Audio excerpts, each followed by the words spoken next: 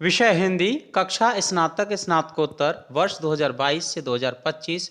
Course का शीर्षक हिंदी काव्य भाग 21, उपशीर्षक छायावादोत्तर, प्रमुख कवि और उनकी कविताएं। विचार बिंदु हैं: प्रेम वेदना का स्वर, सामाजिक विसंगतियां, क्रांति का समर्थन, प्रकृति प्रेम, देश प्रेम, बौद्धिकता, वास्तविक जीवन मूल्य, सामाजिक यथार्थ, अन्याय के प्रति विद्रोह और मानव मुक्ति।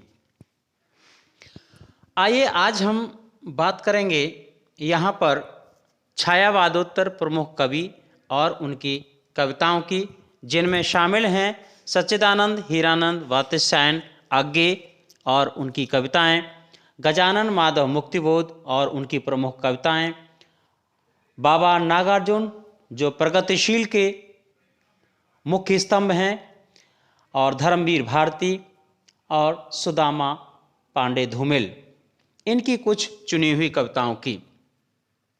जैसा कि आप सब जानते हैं कि छायावादोत्तर कवियों के विषय में जितना कहा जाए उतना कम है, लेकिन हम यहाँ पर केवल उनकी चुनी हुई कविताओं की व्याख्या के संदर्भ में बात करेंगे।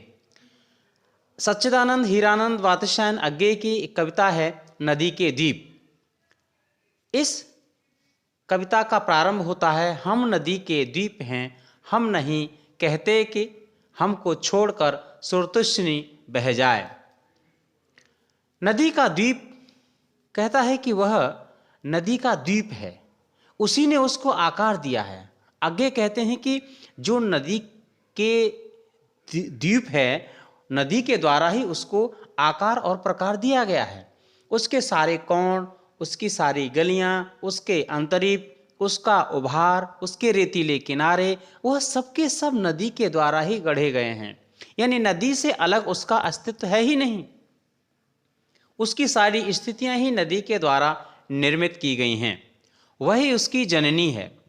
जैसे माँ बच्चे को जन्म देती है, उसका सर्वस्व होती है, उसी तरह से जो द्वीप है उसका सर्वस्व है नदी। द्वीप स्वीकार करता है कि उसी के कारण उसका अस्तित्व है।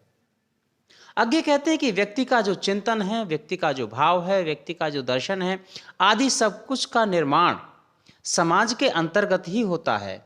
उसका सारा अस्तित्व ही समाज सापेक्ष है। और बिल्कुल सही है, व्यक्ति से समाज का निर्माण होता है, तो व्यक्ति समाज से अलग रहकर जी ही नहीं सकता। और क्योंकि व्यक्ति पर समाज का प्रभाव पड़ता है, व्यक्ति को बनाने और बिगाड़ने में भी समाज का योगदान होता है। यहाँ पर अज्ञे ने व्यक्ति के व्यक्तित्व को सामाजिक परिवेश से निर्मित होता हुआ ही स्वीकार करते हैं। समाज से कटा हुआ जो व्यक्ति होता है वह कभी भी समाज का अंग नहीं हो सकता है। आगे इसी कविता में कहते हैं: किंतु हम हैं द्वीप, हम धारा नहीं हैं। द्वीप कहता है कि हम तो नदी के द्वीप हैं, नदी की धारा की तरह नहीं है। नदी तो गतिशील है, वो हमें आकार देती है, लेकिन उसकी गति बराबर चलती रहती है।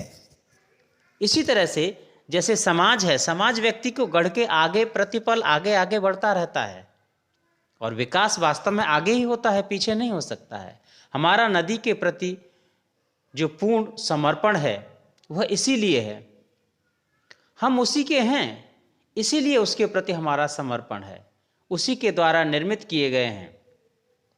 फिर भी हम गतिहीन हैं, उसके साथ बहते नहीं हैं, क्योंकि बहने का परिणाम ये होता है कि अपने अस्तित्व को खो करके बिल्कुल रेत की तरह, जैसे नदी के है उस तरह से बह जाना। और वास्तव में सच बात है कि नाव समुद्र में चले, सागर में चले, लेकिन सागर नाव में प्रवेश न कर पाए। यदि हम बहने लगे तो हमारा अस्तित्व ही समाप्त हो जाएगा, हम उखड़ जाएंगे, और गतिशील जल में हमारा सारा का सारा ही आकार भी ध्वस्त हो जाएगा। वे कहते हैं कि जो द्वीप है वो इस बात को कह रहा है कि हम बहना भी चाहें तो भी हम धारा तो नहीं बन सकते ना। हम तो बिखरेंगे, फिर रेत बनेंगे और नदी के प्रवाह को गंदा ही करेंगे, उसकी उपयोगिता को ही बिल्कुल मटमैला कर देंगे। यहाँ आगे कहते हैं कि परंपरा की गति में यदि व्यक्तित्व भी बह जाएगा तो समाज में गंदगी ही फैलेगी, क्योंकि श्रेष्ठ व्यक्तित्व ही श्रेष्ठ समाज का निर्माण करने में सहायक होता है। यहाँ व्यक्ति और समाज की स्थिति को द्वीप और नदी के माध्यम से अज्ञे ने स्पष्ट किया है। आगे वो कहते हैं इसी में कि द्वीप हैं हम, यह नहीं है शाप, यह अपनी नियति है। कहते हैं कि ऐसा भी नहीं है कि अब कभी ऐसी स्थिति आ भी गई, बहना भी पड़ गया, तो भी उसे विषम परिस्थिति स्वीकार तो करनी ही होगी, क्योंकि वह नदी का पुत्र है। उसी ने उसको जन्म दिया है, उसी ने उसको आकार दिया है और उसी ने उसको संस्कार दिए हैं। अतः वह उसे भी अपना भाग्य ही मानेगा। वह तो पूर्ण रूप से समर्पित है, उसकी गोद में ही समाया है। फिर भी यह उसका अधिकार है कि वह उसके साथ कुछ भी करे। उसके द्वारा ही हमारा संपर्क विशाल भूखंड होता है, और विशाल भूखंड ही हमारा जनक होता है, हमारा पिता होता है, हमारा स्वामी होता है, हमारा मालिक होता है। समाज से ही व्यक्तित्व का निर्माण होता है। पहले परिवार, फिर समुदाय, फिर समाज, फिर विश्व समाज। इसी तरह से जीवन चलता रहता है। ये सारी चीजें जीवन को एक गति देती हैं। वह भी एक पिता है। द्वीप बहकर भी भटकना नहीं चाहता, वह विश्व चेतना में समाहित होना चाहता है, क्योंकि सारे विश्व को एक चेतना कम से कम मिल सके। आगे इसी कविता में कहते हैं कि नदी तुम बहती चलो, भूखंड से जो दाय हमको मिला है, मिलता रहा है। और अंत में फिर कह देते हैं कि मात, उससे फिर संस्कार तुम देना। आगे इस बात को स्वीकार करते हैं कि सामाजिक चेतना की जो नदी है, वास्तव में ये रुकनी नहीं चाहिए, क्योंकि प्रत्येक समय का समाज अलग अलग होता है, लोगों की सोच अलग अलग होती है। यह किसी से छुपा नहीं है कि परिवर्तन प्रकृति का शाश्वत नियम है, और इस समाज के चलने में ही, आगे बढ़ने में ही उसकी गतिशीलता है। इसलिए कहते हैं कि तुम सतत गतिशील बनी रहो, क्योंकि तुम्हारे प्रवाह से ही द्वीप का निर्माण होता है। विस्तृत भूखंड से और उसके दायित्व की सामग्री द्वीप को मिलती रहती है, और उसका नदी जो है बीच बीच में उसको रूप उसका बदलती रहती है। हे नदी, तुम उस दाय का परिमार्जन करती रहो जो नित्य नया संस्कार भी देती है, क्योंकि दाय का काम है नई नई चीज़ें सिखाना। यह कभी सामाजिक चेतना की नदी में आह्लाद के प्रभाव से किसी स्वच्छंद आचरण के कारण निरंकुशता आ जाए, उसका प्रभाव के कारण, दूसरों के स्वच्छंद अत्याचार के कारण उसमें कुछ उतार चढ़ाव भी हों, क्रांति या विद्रोह की बाढ़ आ जाए और मंदगति सरता ही भयंकर विध्वंस रूप धारण कर ले, तो ये स्थिति भी दीपक को स्वीकार है। भले ये स्थिति उसके व्यक्तित्व के सम्मुख विनाश का संकट उत्पन्न कर सकती है, लेकिन जो मानव है, जो द्वीप के रूप में है, कीर्तिनाशा का रूप भी धर सकती है, जिससे वह रेत बनकर बह सकता है। यह भी उसे स्वीकार है, क्योंकि उसे अपने अस्तित्व पर पूर्ण विश्वास है। वह रेत बनकर भले ही बिखर जाएगा, लेकिन वो कहीं ना कहीं फिर जाएगा, फिर इकट्ठा हो जाएगा, फिर द्वीप बनेगा। पैर कहीं ना कहीं टिक ही जाएंगे। यह स्थल उसके विकास का आधार बन जाएगा, और वह क्षण जरूर आएगा जिससे उसका अस्तित्व पुनः निर्मित होगा, नया आकार ग्रहण करेगा। शायद वह इससे अधिक श्रेष्ठ हो जाए, सुंदर बन जाए, उत्तम बन जाए। अंतिम पंक्ति में दीप निवेदन करता है कि हे नदी, तुम मेरी माँ हो। तुम द्वीप को फिर से संस्कारवान बनाना। और कैसे संस्कार देना? समाज सापेक्ष संस्कार देना, अर्थात सामाजिक चेतना रूपी नदी को, द्वीप के अस्तित्व को, व्यक्ति को पुनः नए नए संस्कार देना, आगे विकास के रास्ते पर चलाना ही उसका दायित्व है। यहाँ भी अज्ञे ने व्यक्ति और समाज के संबंध को बहुत साधारण तरीके से स्पष्ट किया है। इसके बाद आती है अज्ञे की एक कविता है कलगी बाजरे की। इसमें कहते हैं कि अपनी प्रेमिका को संबोधित करते हुए अज्ञे ने कहा कि हे प्रियतम, यदि मैं तुम्हें हरी छितराई मृदुल घास के साथ या बाजरे की छरेरी कलगी से उपमानित करता हूँ, और तुम्हारे लिए प्रेमियों ने जो ऐसे ऐसे उपमान का प्रयोग नहीं करता जो तुम संध्या आकाश में चमकने वाली एक सलज्ज नायिका हो, या तुम शरद के प्रभात में कोहरे से नहाई हुई कमलनी या चंपे के चटकीले रंग की कली के समान हो। तो इसका कारण यही नहीं है कि मेरे हृदय में तुम्हारे लिए इस तरह का बहुत लगाव नहीं है, स्नेह नहीं है, प्रेम भाव नहीं है, जैसा कि अन्य प्रेमियों के हृदय में हुआ करता है, या मेरी प्रेम भावना जो है छुप गई है, धूमिल हो गई है। इसका मूल कारण है कि इस प्रकार के परंपरागत उपमान अब पहले की तरह अपना भाव स्पष्ट करने में सक्षम नहीं रहे। अब इन परंपरागत उपमानों के जो देवता हैं, जो एक महापुरुष माने जाते थे, और वो जैसे बर्तन बार बार प्रयोग करने से वो घिस जाते हैं और मुलम्मा छूट जाता है, उनकी चमक गायब हो जाती है। इसी तरह से परंपरागत उपमान भी काव्य में बार बार प्रयोग होने से अपनी जो चमक है, अपनी जो आभा है, अपने जो पहचान है, उसको भी खो चुके हैं।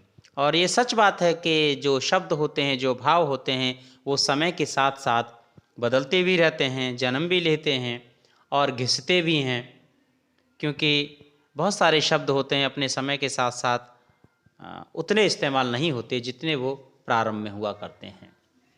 आगे कहते हैं कि प्रीतमा के लिए उपमानों के साथ स्थान पर नए उपमानों का प्रयोग करना चाहते हैं अज्ञे। तो कहते हैं कि तुम इस रहस्य को नहीं समझ पाओगी कि तुम्हारे सौंदर्य के जादू से किस प्रकार मैं उसका दीवाना हो गया हूँ। मैं तुम्हारे लिए पुरातन कवियों द्वारा जो शब्द कमलिनी, तारिके आदि के उपमान पे तुम्हें मैं हरी धूप या बाजरे की छरेरी कलंगी कहकर संबोधित कर रहा हूँ। जब मैं तुम्हारे लिए इस प्रकार के नए उपमानों का प्रयोग करता हूँ तो मेरा जो हृदय है तुम्हारे प्रति बहुत उत्तम और गंभीर भावों से भर जाता है। इसके मन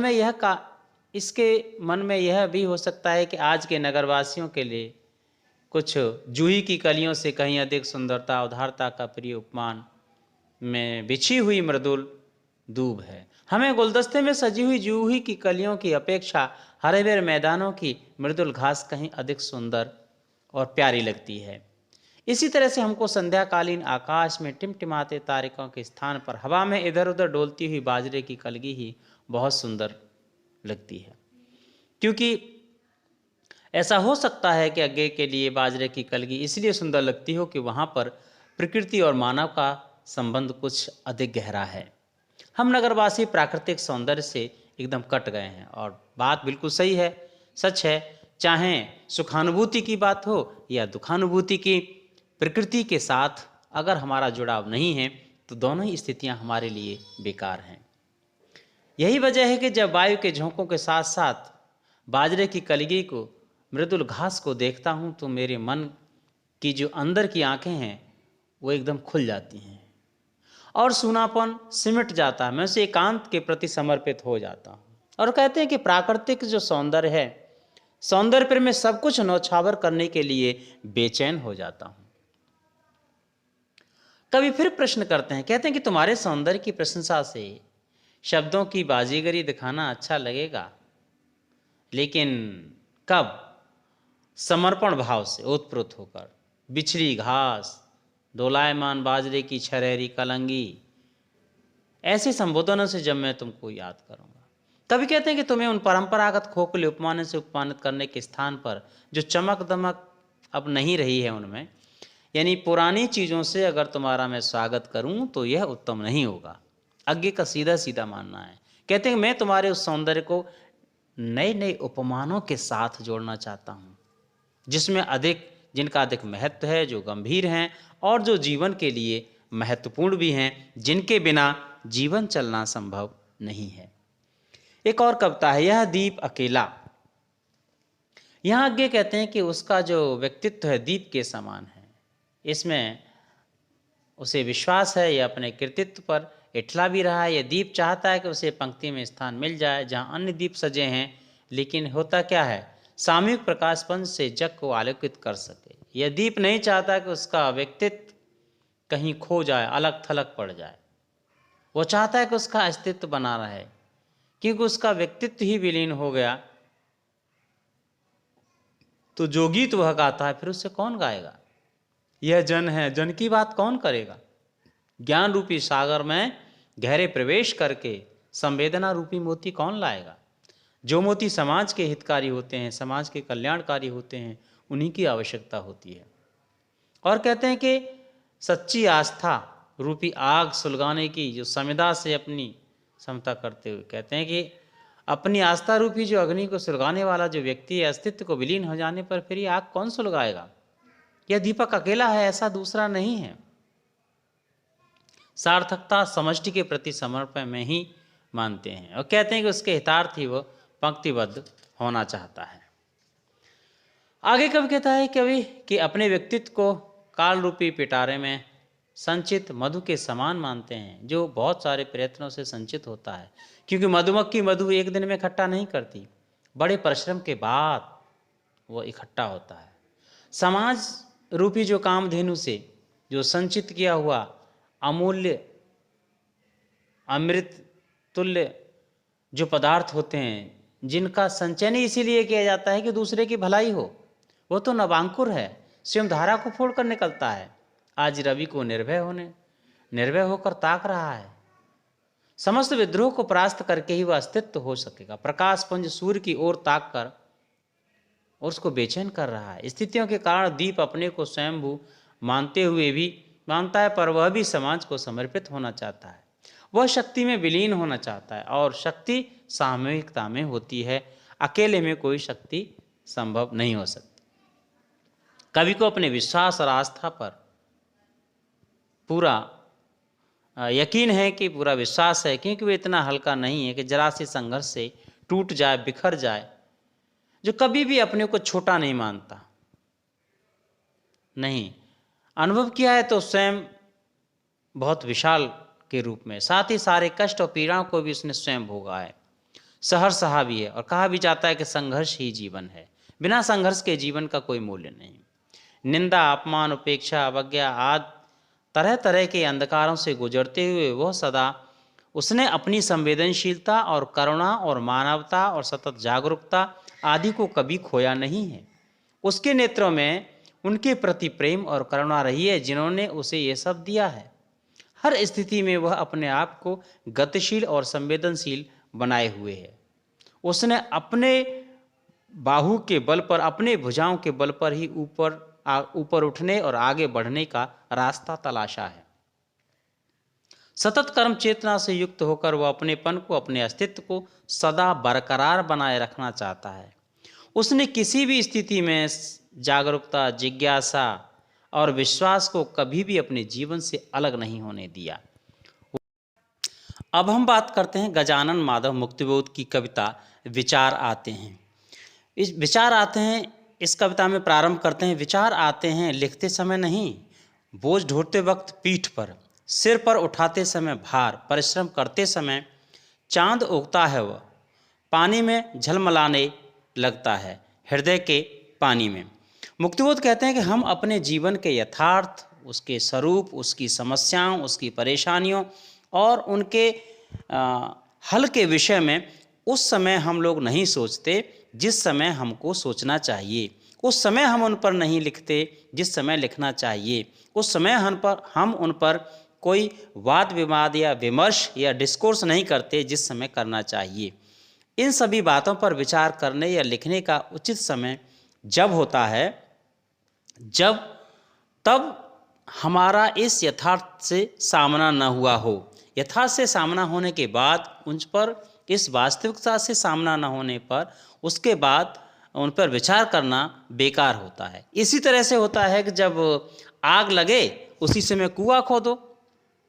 कहते हैं कि हथेली पर सरसों उगाने के समान होता है, कि तुरंत किसी समस्या का समाधान नहीं खोजा जा सकता, मगर समय से पहले, समय से रहते हमारे मन में विचार नहीं आते हैं। उस समय हम जीवन की आदर्शवादिता पर विचार करते हुए केवल दूर कल्पना लोक में स्वच्छंद रूप से विचरण करने लगते हैं। उस समय सोचते विचारते समय हम स्वयं को जीवन क्षेत्र में उतारने के लिए तैयार करते हैं। कब करते हैं? जब हमारी पीठ पर जीवन की समस्याओं का बोझ इतना लद जाता है, हमारे ऊपर जिम्मेदारियां समाज की इतनी बढ़ जाती हैं कि उससे हमारी कमर जो है झुकने लगती है। उस समय उस बोझ के ढोने के अलावा हमारे पास कोई रास्ता शेष नहीं रह जाता। इन समस्याओं से पहले तो हम बच निकलने की कोशिश करते हैं, लेकिन बच निकलने के लिए भी सारे रास्ते बंद हो जाते हैं। तब हम इनके निर्वहन के लिए, इनको ठीक ठाक करने के लिए जी तोड़ मेहनत करते हैं। इस परिश्रम के समय इन समस्याओं का निदान रूपी चांद जो हमारे मन में उगता है, हृदय के पानी में झिलमिलाने लगता है। इस समय जो इसकी उसका जो समस्या का जो निवारण है वो हम करना चाहते हैं। उपाय हमें अपनी ओर आकर्षित करता है बार बार। ये सोचने पर विवश करता है कि काश शायद मैं यह सब पहले कर लिया होता। एक कहावत भी है कि अब पछताए होत का जब चिड़िया चुग गई खेत, अर्थात समय बीतने के बाद समस्या का समाधान किया जाए तो उसका कोई अर्थ नहीं रह जाता। इससे पहले सोच लिया होता तो स्वयं को इससे पहले तैयार रखा होता। इस समय हम किनारे पर बैठे पानी में झिलमिलाते चांदनी का आनंद उठा रहे होते। और बात भी सही है। मुक्तिबोध इस कविता में आगे फिर सावधान करते हैं कि विचार आते हैं लिखते समय नहीं, पत्थर ढोते वक्त। कहते हैं कि हमें विचार और अपनी आवाज़ को उठाने के लिए लिखने का समय नहीं आते जब हमको लिखना चाहिए। हम विषम परिस्थितियों का सामना कर रहे होते हैं।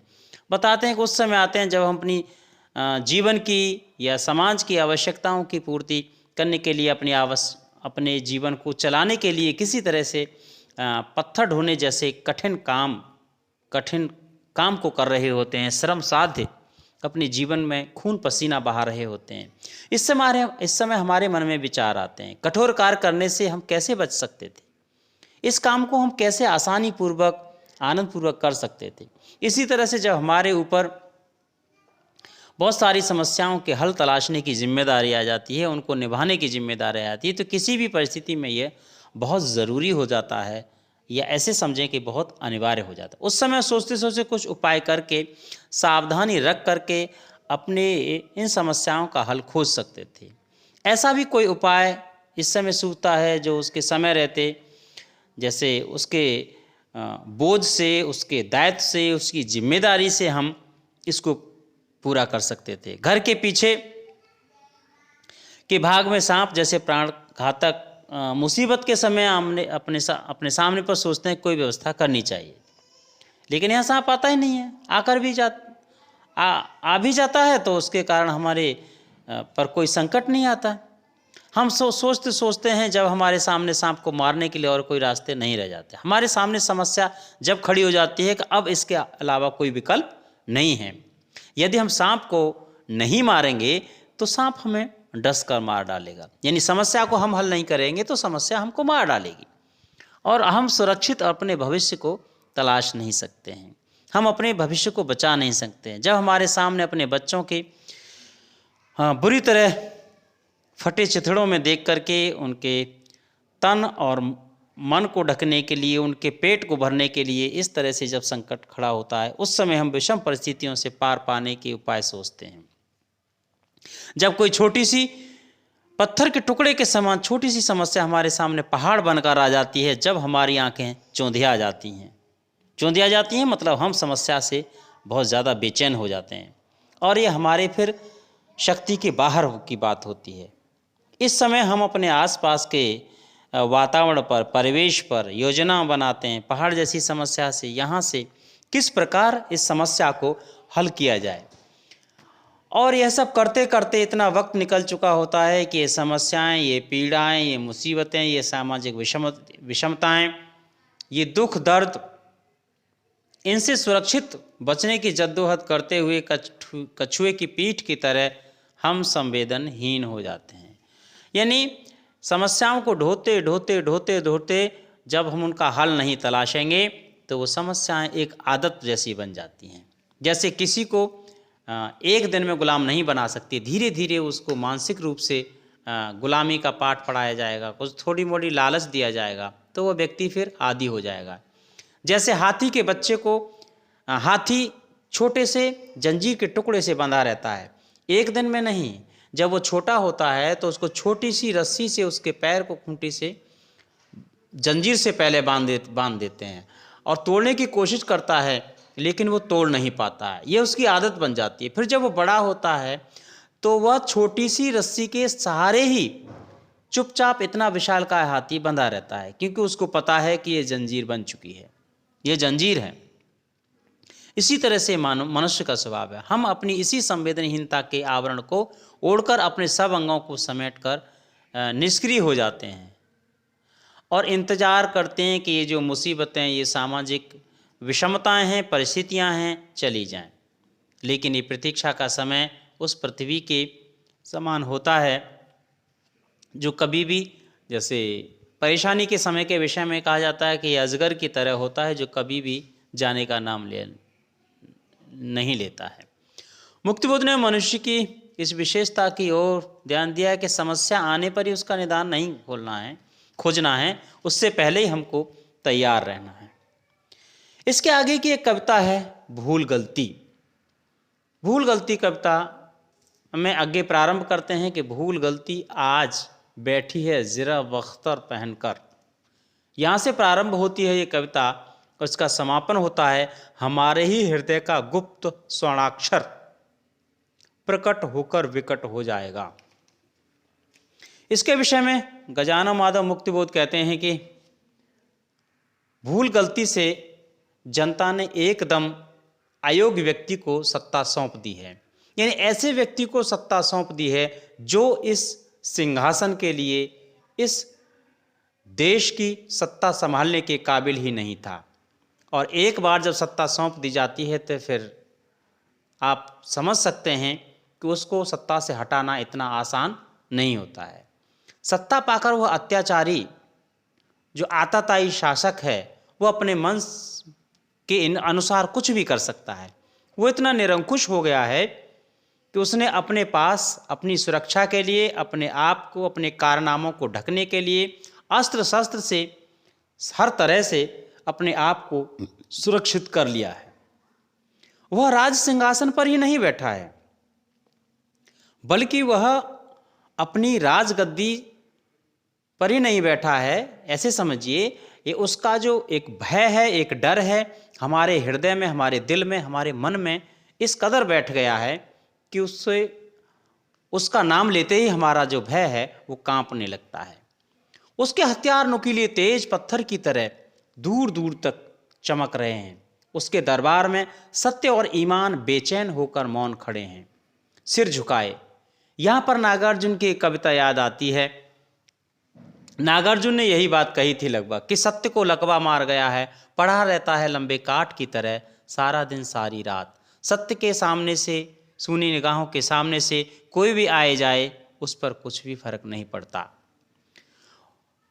इसी तरह से भूल गलती में मुक्तिबोध कहते हैं कि ऊपर मेहराबों के आधार पर कई लंबा चौड़ा दरबार तना हुआ है। उस अत्याचारी के सामने ईमान को बंदी बनाकर लाया गया है। यह कहने का मतलब है कि इस लोकतंत्र में भी इतनी अराजकता फैल चुकी है कि सच बोलने वालों के लिए जगह होती है जेल, और जो सच नहीं बोलते हैं उनके लिए होता है सिंहासन, और ईमान को कैद कर लिया जाता है। उसके मुखमंडल पर अनेक प्रकार की लकीरों के घाव के निशान बने हुए। घाव इतने भयंकर हैं कि उसे देखकर सामने वाले के हृदय में आह की पीड़ा ही निकलेगी, और वो पीड़ा ऐसी होगी कि आवाज भी नहीं करेगी, जिसे ठंडी सांस कहते हैं। ठंडी सांस व्यक्ति जब लेता है जो अपने दुख दर्द, भारी दुख दर्द को अंदर ही अंदर महसूस करता है, किसी से कहने की स्थिति में भी नहीं होता है। ईमान को हथकड़ियों में जकड़ा हुआ, उसके शरीर पर खून की बहती हुई अनेक लाल लाल लताओं के समान लग रही हैं, जो धारियां बनी हुई हैं। ईमान की आंखों में कोई भय का चिन्ह नहीं है, वह निर्भीक तो है। वह अत्याचारी शासक की आंखों में आंखें डालकर चुपचाप खड़ा है, और चारों ओर सन्नाटा है, सब चुप हैं, कोई नहीं बोल रहा, सब के सब शांत हैं।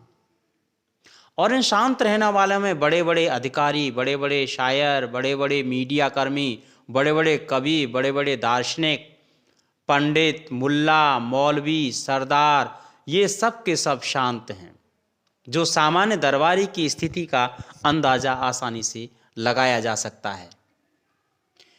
ईमान को अत्याचारी के सामने झुकने की शर्मनाक शर्त स्वीकार नहीं है।